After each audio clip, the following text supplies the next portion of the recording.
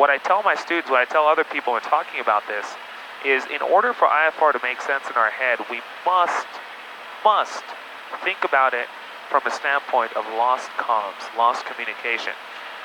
And the reason is, all these things that we do in the IFR world that seem very redundant, even like a waste of time in 2022, these things were established and put into place years ago, when first of all, the equipment that we flew with and the reliability of the equipment was way lower than it is today.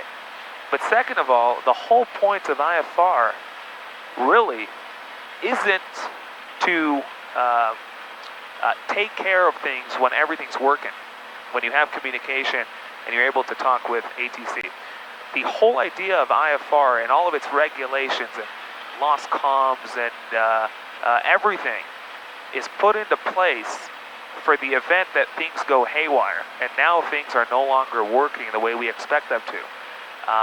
And so what I tell my students, what I tell people is, you have to think about IFR from a standpoint of lost comms. So next time something comes up in your IFR training and you ask yourself, well, why do we need this? This is redundant and it's extra. Try and look at it from a standpoint as if you're in the air and you just lost your communication. What would you do? So back to my question before, if we just got a frequency, if we just got a departure frequency and we're told to contact it once we took off, and then we lost comms before we established communication, and now we're in the soup, well, in this case, we wouldn't really know what to do, because we didn't have a clearance, we didn't have a flight plan that we filed, we didn't have any assigned heading on departure, and so we'd all be shooting in the dark. And what shooting in the dark results in is it places two people, or more than two people, on very separate pages. And so the whole point, the goal in a lost comm situation is to place both the pilot and air traffic control on the same page. And the way to do that is to sort of set the ground. Is that me? I think that was me. 2455, 1215 Golf. I thought that was me. Let me just make sure. Number 15 Golf, contact Josh approach 124.55, good day. Yeah, approach, good afternoon, station air 1215 Golf, level 8,500. Now 1215 Golf, Josh approach, condo Timber 2996. 906, 1215 Golf.